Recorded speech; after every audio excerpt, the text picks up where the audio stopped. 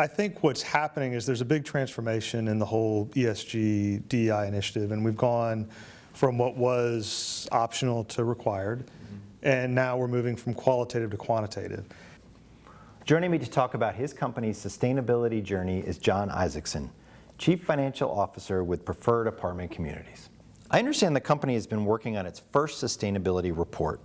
What are some of the lessons that you've learned going through this process?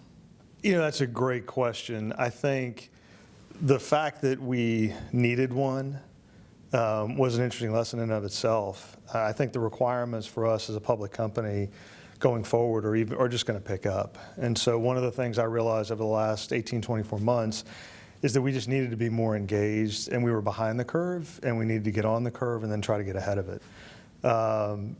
You know, one of the great lessons about the sustainability report was it helped us coalesce the efforts we had across the company.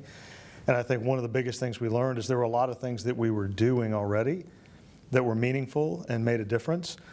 We just hadn't done a very good job of coming up with a cohesive strategy. And so putting this report together, really going out across the organization and figuring out what we were doing, where we were doing it, how we were doing it, and then communicating that in a really articulate, cohesive fashion for this report has been a great lesson. How have you involved the financial function in developing sustainability disclosures?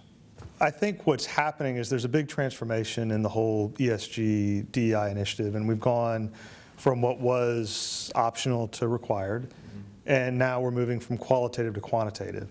And I think it has been in the past fine to talk about these initiatives, and it's been nice to put pictures on the covers of reports. But really what investors, what the SEC, what folks are looking for is those true quantitative measures. And so as a public company, you've got to have finance involved, you've got to have data assurance, you've got to have a presentation of the data in a cohesive manner, and you've got to have the collection of the data in a cohesive manner. Has there been interest at the audit committee level in terms of these sustainability disclosures? I think part of my job is bringing that awareness to the audit committee. But I can tell you our audit committee, very engaged, very involved, very aware.